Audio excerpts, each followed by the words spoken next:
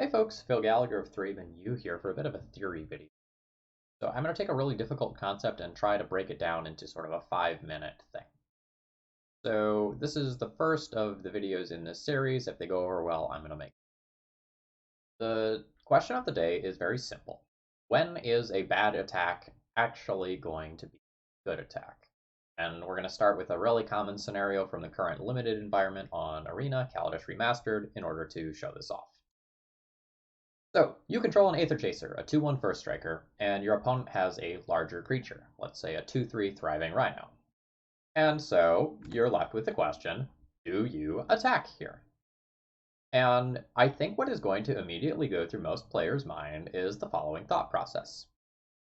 Their creature is bigger than my creature is, and that means that I shouldn't attack. And normally this is going to be correct.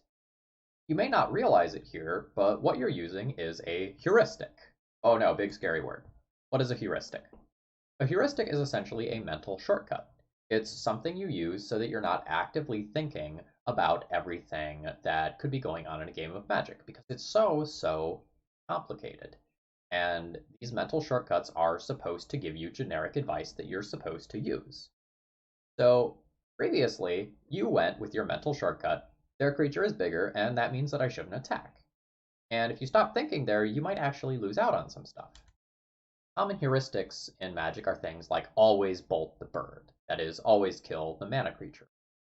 Or if you're drafting, if you think two cards are of a similar power level, take the one that's cheaper.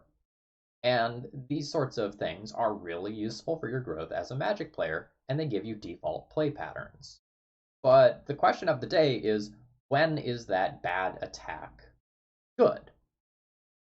Learning heuristics, learning what these default patterns are, is really important for growing as a player, and it's a first step towards improving. But the real level up moment is, when do you break that pattern? When do I go away from the set rule of thumb that I've made for myself? Let's consider two scenarios. You decide that you are going to make this attack versus a newer player, and you have no combat trick in hand, right? The newer player, what are they going to do?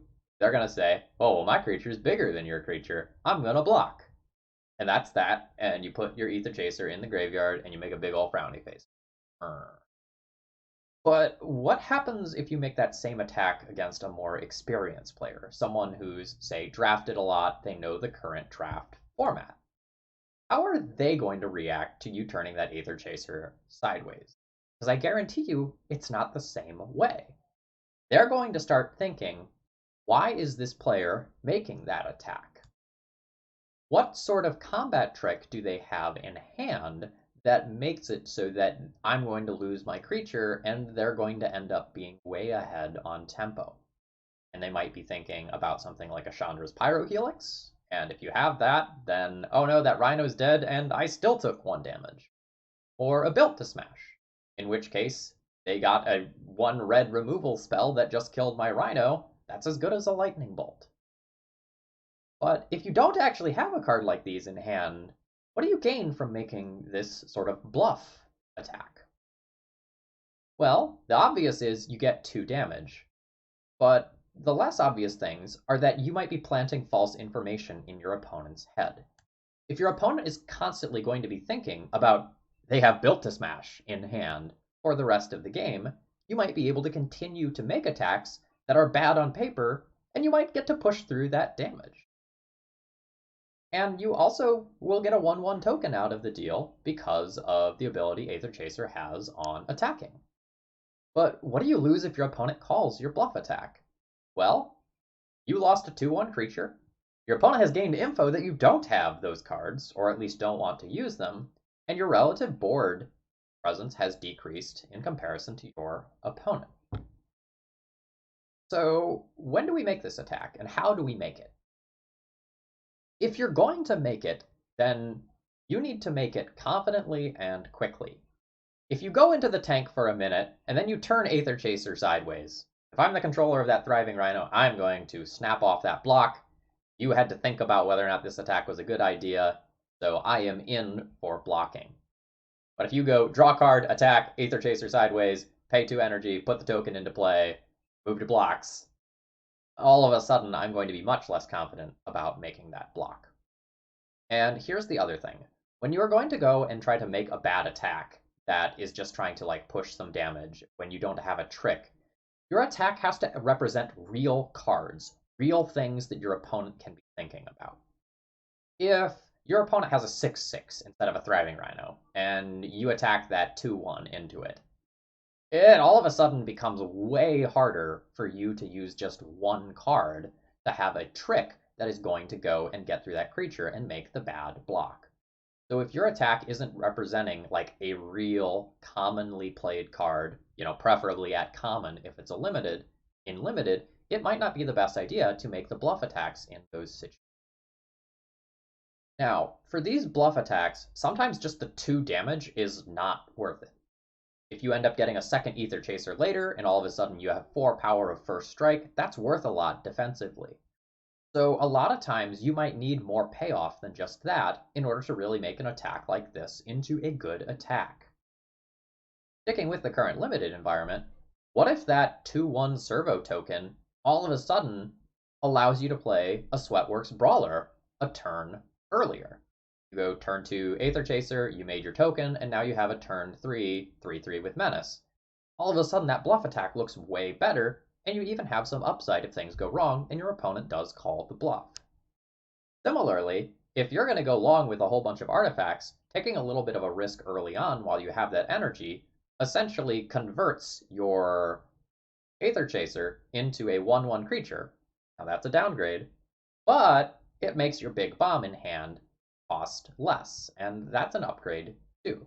So sometimes these bad attacks have a smaller reward associated with them more than just the damage, and that's when some of these bad attacks can be made into good attacks, and it's worth breaking your normal heuristics in order to do that. Let's look at a quick example from Constructed of the same idea.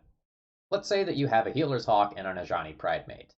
If you attack in with your Healer's Hawk, all of a sudden that Ajani's Pridemate is going to get swole and get a +1/+1 counter. So, if your opponent has a creature that can just block and kill this Healer's Hawk, is it worth it for you to put a +1/+1 counter on a creature? Probably not. A 1-mana white spell that says gain 1 life, put a +1/+1 counter on a creature doesn't feel like a constructed worthy trade. So I might not make that attack there unless it did something very specific, like now the Ajani's Pridemate survives a piece of removal that I can play around that it couldn't have before. But what if all of a sudden you have 2 Ajani's Pridemates and a Heliod in play? Then, if you attack with that Healer's Hawk and it dies, you get 2 creatures that get +1/+1 counters, and you get to throw another counter somewhere with Heliod as well. Now, all of a sudden, that's a 1-mana white spell that has turned into 3 power spread across multiple creatures. That, all of a sudden, is starting to sound like a way more reasonable trade. All this is to say, you should be thinking about when making a bad attack that loses you a creature potentially, or certainly actually ends up being something that is very beneficial for you. And there's a handful of common situations, but obviously there's a ton of nuance here that goes into actually figuring out everything that you should be doing. Common times are when you can represent lethal a turn faster by making a questionable attack. A lot of times this happens if you have a burn spell in your hand and pushing that just 2 more damage is going to change the clock by a turn. Another common example is when your opponent's deck is more suited towards the end game than yours is. Sometimes pushing that early damage or making an attack that really needs to be made, even though it will result in losses if they call the bluff, is important. If your deck is full of 3/3s, and your opponent's deck is full of 6/6s, you want to get that game over sooner rather than later, so making an attack that ignores heuristics might be important for you to put yourself into a situation where you can win the game. As we saw in the Healer's Hawk example, if you can generate a card worth of value out of that attack, it's totally okay to throw away a creature to convert it into a different sort of resource. And the final situation, which comes up in a lot of older formats especially, is Sometimes you can just make bad attacks if it's going to kill your opponents.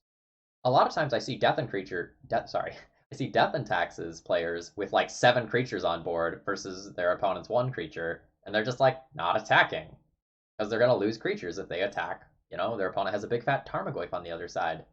But if you just turned them all sideways and lost 1 creature a turn, you could probably kill your opponent by taking those bad losses.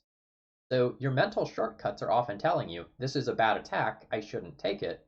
But at the end of the day, you really should be questioning that to see whether or not it's true in the exact situation that you're in. Okay, that's all I've got for you today. I hope you enjoyed this. Please comment if you like this, or actually like the video. If this is something that people want to see more of, I will put more work into like animating them and making sure that I put them out on a somewhat regular basis. Have a great rest of the day, and if you enjoy this content, and especially if you like Legacy, please consider subscribing to the channel.